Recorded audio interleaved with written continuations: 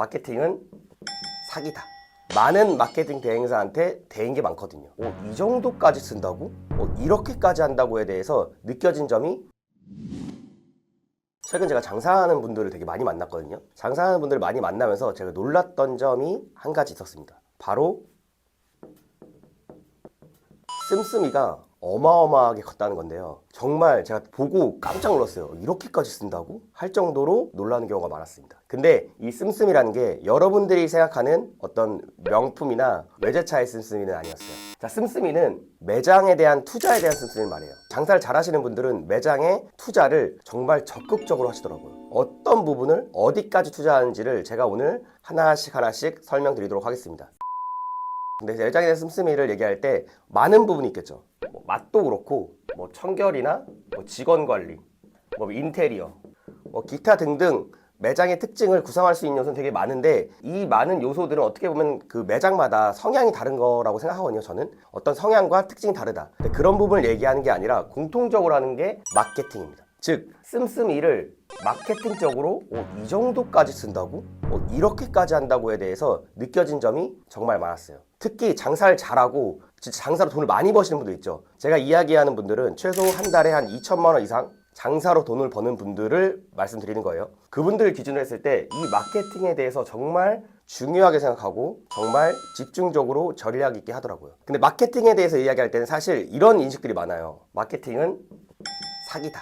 이런 이야기를 많이 하거든요. 근데 충분히 공감도 돼요. 왜냐면은 많은 마케팅 대행사한테 대인 게 많거든요. 비관적으로 바라보지 마시고 제가 오늘 하는 이야기를 천천히 들으시면서 매장에 적용할 수 있는 거를 하나씩 적용하시는 거를 추천드리겠습니다.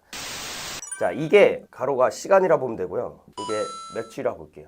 처음에 매출이 없는 상태로 시작해서 일정 매출이 쭉 올라옵니다. 매출이 올라오면서 일정 구간에서는 매출이 일정하게 유지가 돼요. 자, 왜 그러냐면은 홀 매장이기 때문이에요. 제가 지금 얘기한 부분은 다 자영업이고 그 오프라인 기반의 홀 매장을 이야기하는 겁니다. 홀 매장 같은 경우에는 테이블 수가 한정되어 있기 때문에 그 테이블 수에 따른 매출의 캐파는 사실 정해져 있어요. 그러니까 무슨 말이냐면은 매장에서 낼 수 있는 매출의 한계점은 존재한다. 이 기준점부터 간단하게 한번 설명을 드려볼게요. 자, 이 기준점은 20평 매장에서 한 5천만 원 정도 홀 매출이 나온다. 이러면은 정말 매출이 잘 나오는 편입니다. 자, 물론 업종과 객단가 그리고 운영 시간에 따라 달라요. 다른 게 맞지만 제가 보편적인 얘기를 먼저 드릴게요. 추상적이지만 보편적인 얘기를 드리면은 20평에서 이 5천만 원 나온다. 그럼 잘 나오는 거예요. 자, 그러면 어떻게 볼 수 있냐면은 나눠보면은 한 평당 한 250만 원 정도가 나온다. 그러면은 그 매장에서 매출 볼륨이 거의 한계치가 맞을 수도 있다. 이 정도로 보시면 되고, 이걸로 얘기하면 좀 헷갈리실 것 같아가지고 한 가지 더 말씀드릴게요. 한 가지 더. 자, 어떤 기준이냐면 바로 임대료 기준이에요.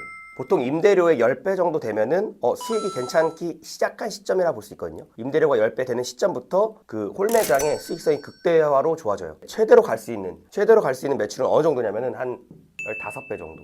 물론 임대료에 20배 찍은 데도 있고 30배 찍은 데도 있지만 일반적으로 한 15배 정도 되면은 매출의 캐파가 어느 정도 정해진다 라고 보시는 게 좋을 것 같습니다. 근데 심지어 매출이 이 정도 나오시는 분들은 자기의 매장들에 대한 캐파 한계를 이미 알고 있을 거예요. 제가 얘기하는 부분들은 장사를 시작하기 전에 잘 모르는 분들에 대해서 처음에 기준점을 잡아드리기 위해서 일반적으로 이야기를 드린 부분이다. 이렇게만 아시면 돼요. 제가 말씀드리는 부분은 홀매장으로 한 달에 최소 2천만 원 이상 직영점을 운영하는 사장님들에 대한 이야기입니다. 자, 그분들은 어떻게 되냐면은 바로 여기가 이제 어떻게 보면 수익이 좋아지는 이 한계점을 볼게요. 자, 이렇게 했을 때 이 유지되고 한 6개월. 자, 6개월까지 이 기간 있죠. 이 기간. 오픈에서부터 그 매출이 어느 정도 나오고 6개월 유지하는 이 시점까지 있죠. 이 시점까지 마케팅비를 진짜 어마어마하게 때려박아요. 어마어마하게. 진짜 깜짝 놀랄 정도로 때려박습니다. 그때부터 이 시점, 지난 시점부터 여기서부터 마케팅비를 좀 줄이는, 왜냐면은 단골을 좀 확보했고 캐파가 좀 나오니까 더 이상 인풋을 투자하지 않아도 되는 이 시점부터는 마케팅비를 살짝 줄이더라고요. 자, 이런 방식으로 하는데 그렇다면 얼마를 대체 예산을 잡을까? 그 부분에 대해서도 이야기를 한번 해보도록 하겠습니다. 첫 번째, 예산. 일반적으로 얼마 써라, 100만 원 써라, 200만 원 써라, 이거는 현실적이지 않잖아요. 그리고 자영업 하시는 분들은 100만 원, 200만 원 진짜 큰 돈이거든요. 진짜 큰 돈이기 때문에 100만 원, 200만 원 써라 이렇게 얘기하기 쉽지 않아요. 마케팅 대행사에서 한 200은 쓰셔야 된다 이런 얘기 많이 하는데 솔직히 그 정도는 좀 과할 수 있어요. 자, 어느 정도 예산 잡냐면 이 정도로 잡으시면 돼요. 매출 나와서 남는 이익의 최소 10%. 자, 500만 원 남았다. 그럼 50만 원 얘기하는 거예요. 700만 원 남았다. 70만 원 얘기하는 거예요. 1000만 원 나왔다. 100만 원 얘기하는 거예요. 자, 이게 10%. 근데 이 구간에서 이익이 있어요, 없어요? 이익이 없죠. 이익이 잘 없어요. 왜냐면 이익은 한 이쯤부터 발생을 해요. 이익이 없기 때문에 어떻게 해야 되냐면은 매출 기준으로 한 5% 쓰시는 게 나아요. 초반에.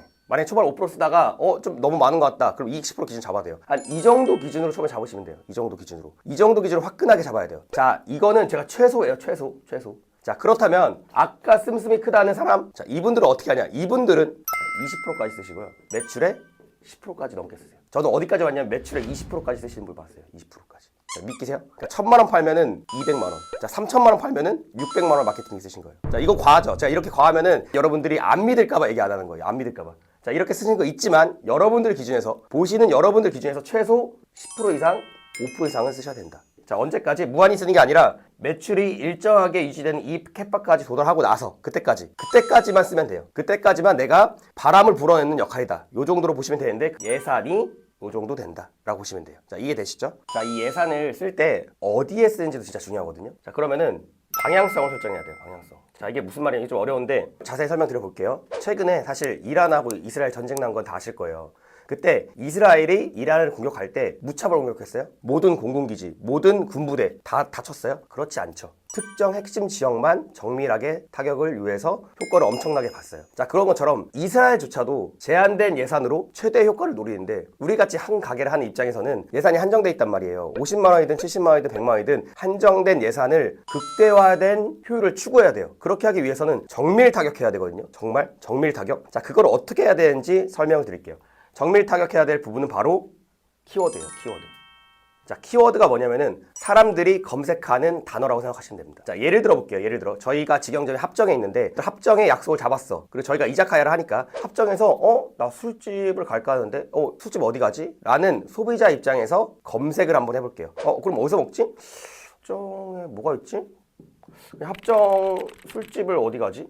이렇게 검색할 수 있고, 합정역 근처로 갈까? 합정역 술집을 할 수 있고. 자, 그리고 또 뭐가 있어요? 술집보다는 나는 좀 이자카야 가고 싶은데, 난 좀 분위기 있는 이자카야를 가고 싶어. 이럴 수도 있죠. 자, 그러면 그렇게 검색하는 사람은 어때요? 자, 이렇게 검색할 수가 있어요. 이런 게 바로 키워드라는 거예요. 키워드. 키워드라는 건데, 키워드는 보편적으로 어떤 지역명과 업종명에 대한 조합으로 이루어져 있어요. 자, 여기에 대해서 너무 자세히 얘기하면 너무 길어지니까 간단히만 얘기할게요. 지역명과 업종명으로 이루어져 있는데 이 조합이 키워드다. 이 키워드에 대해서 자신의 가게가, 지금 내 가게가, 혹시 내가 할 가게가 어떤 키워드를 노려야 되는지를 알고 있어야 돼요. 자, 어떻게 알고 있어야 되냐면 기준점을 말씀을 드릴게요. 이 기준점을 찾으시면 돼요. 자, 한 달 검색량 기준 3,000에서 1만 정도인 걸 찾아야 돼요. 자, 이거를 다 찾으셔야 돼요. 자, 어떻게 찾냐면 방법만 살짝 알려드릴게요. 방법만 살짝. 네이버 검색 광고를 검색한 다음에 회원가입 먼저 하세요. 회원가입하고 나서 들어가는 화면을 보시면은 그 화면에서 키워드 도구라는 란이 딱 있어요. 그 란을 들어가세요. 자, 들어가면은 최대 5개까지 키워드를 입력할 수 있는데 키워드를 5개 키워드에 대해서 검색을 하면은 컴퓨터 기준 그리고 모바일 기준 2개가 나와 있어요. 그게 한 달 검색량이거든요. 그걸 합해서 보시면 돼요. 예를 들어 합정술집, 합정역 이자카야를 검색해 볼게요. 그럼 키워드 검색량이 땅땅땅 나올 거예요. 자, 그 검색량이 나오면은 그 검색량 중에 3,000에서 10,000 정도 되는 거를 찾는 거예요. 예를 들어 합정술집이나 합정역 술집은 키워드가 좀 세요. 그러니까 합정술집 같은 키워드 세기 때문에 노리지 않아요. 사실 이렇게. 이런 식으로 자기가 노려야 될 키워드와 노리지 말아야 될 키워드를 정해야 돼요. 이게 내가 집중 포화를 할 대상이에요. 자, 이해되시죠? 자, 다시 정리하면은 예산을 일정 금액 정한다. 그 다음에 정해진 예산을 집중 포화를 해야 되는데 그 집중 포화할 키워드를 정해야 된다. 키워드는 한 달 검색량 기준 PC하고 모바일 합쳐서 한 3,000에서 1만 정도를 골라야 된다. 이렇게 보시면 됩니다. 이 정도만 하신 다음에 이 집중 포화 시기를 이 기간 동안 집중적으로 노리셔가지고 소비자에 대해서 노출이 되고 손님으로 올 수 있게 노력을 하시는 거예요. 그 다음에 도달했으면은 광고비를 그때부터 조금씩 줄이시면은 일반적으로 매출이 이렇게 쭉 유지되면서 잘 나오는 매장이 탄생하게 됩니다. 이제 장사를 잘해서 한 달에 2천만 원 이상 직영적으로 돈을 버는 대표님들의 이야기를 제가 들어보니까 이런 공통적인 특징이 있었습니다.